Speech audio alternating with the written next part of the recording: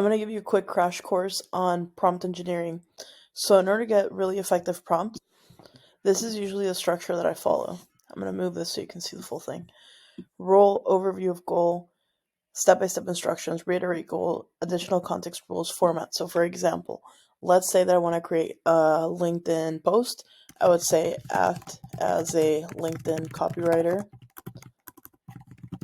Overview of goal is to write a storytelling LinkedIn post. And then of course you would give it more instructions, right? About, you could probably say like motivational, about the journey of a startup founder.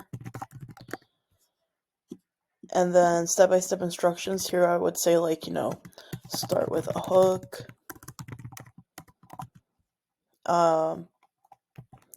Use the dip theory, popularized by Lisa Nichols. What else? I would say write it in a relatable conversational tone. The goal is to write a post on LinkedIn that resonates with my audience. Remember. Additional context and rules, I would say something like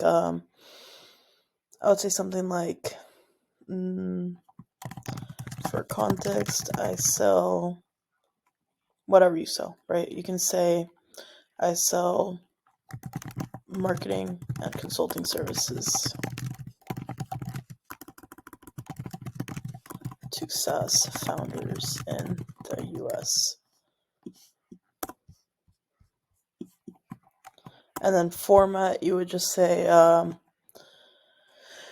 usually, for LinkedIn posts, I do something, I'll show you like in another video how I do the LinkedIn GPT exactly, but then you can delete all of this and you can just turn this into a sentence. Yeah, and then if you have like any additional formatting, you can just say, write it in Markdown or bullet points or whatever format you want. So that's essentially how you would do it. So as you can see, it's already writing it, and oh, and we forgot to give it, let's see. Yeah, so actually it's writing, and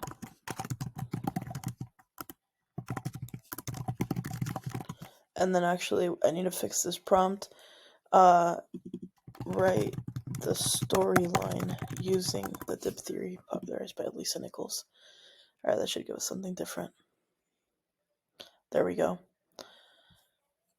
So now, obviously, you're gonna have to then come in and actually edit this, right? Because if you put something like this on LinkedIn, I'll give you a quick tip about LinkedIn too. On LinkedIn, a copywriting trick is to grab whatever the context is. Let's just say that's the whole story. The whole thing on copywriting, you have to do line by line. You have to break down each sentence per line so you actually can improve the readability.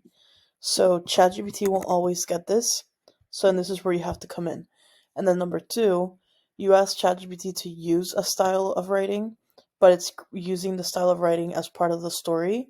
So obviously you have to delete that, right? You don't have to include that. That's just ChatGPT being like extra with it. So yeah, you just have to come in and actually edit it, and then you have your post, right? But the main trick here is that you have to separate every little line into its own sentence, and then just read it, make sure that it makes sense, delete anything that doesn't make sense or that's just being like instructional. You could also ask it to rewrite it if it's not getting it right. But essentially, this is just how you would do prompt engineering. So it all starts by putting in, I'll write it out again here. Essentially, this is the structure of the post, or of the prompt.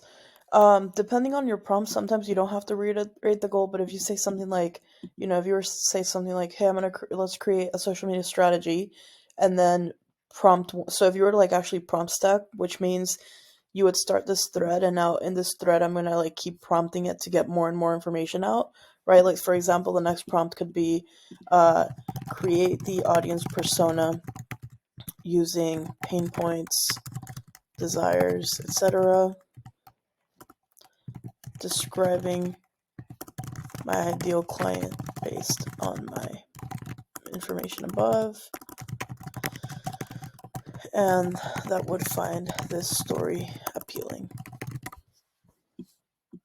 Here it's going to write my audience persona, right? So when you start actually prompting inside of one chat of a thread, this is called prompt. It's called a prompt chain, which means that you're just continuing to add on and on and on from the original prompt.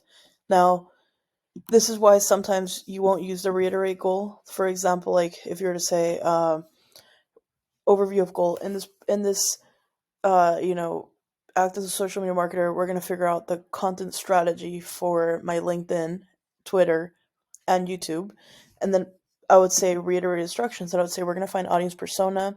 Then we're going to blah, blah, blah. And then I would reiterate goal. I would say we are going to start with LinkedIn. And so that ChatGPT knows the objective for the whole thread.